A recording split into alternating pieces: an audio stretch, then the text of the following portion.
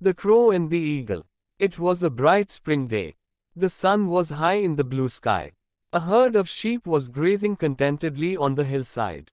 The little lambs with their soft white coats and curly tails were playing among themselves.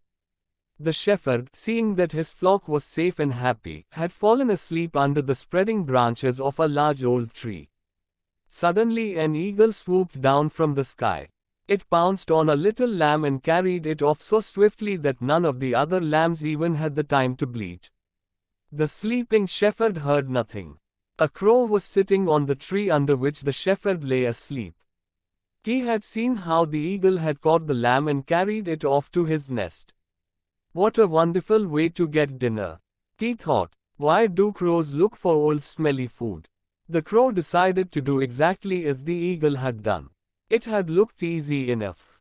All he had to do was to decide which sheep he wanted, swoop down upon it, hold it as firmly as he could in his claws and fly off with it. Easy. If the eagle could do it, then so could he. The crow looked down at the flock of sheep to decide which sheep he wanted. Just below the tree, by the shepherd, a big, old ram was grazing. He had curling horns and a thick heavy fleece. Aha! He should be a good meal for me, thought the crow greedily. He was very hungry and the thought of a large juicy ram for lunch made his mouth water. The crow swooped silently and swiftly down onto the ram, just as he had seen the eagle do, and grasped it firmly by its fleece. And now to fly off with it to my nest, said the crow to himself.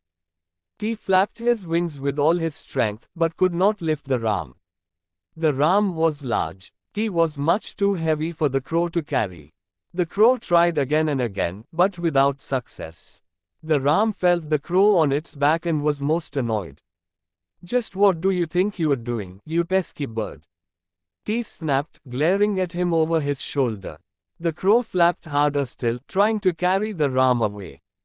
Now stop that, cried the ram. Go away, shoo, leave me in peace. He jumped and bucked and tried to shake the crow off his back. Oh, thought the crow, alarmed at the ram's fierce antics. Maybe this wasn't such a good idea after all. Perhaps I should look for my dinner somewhere else.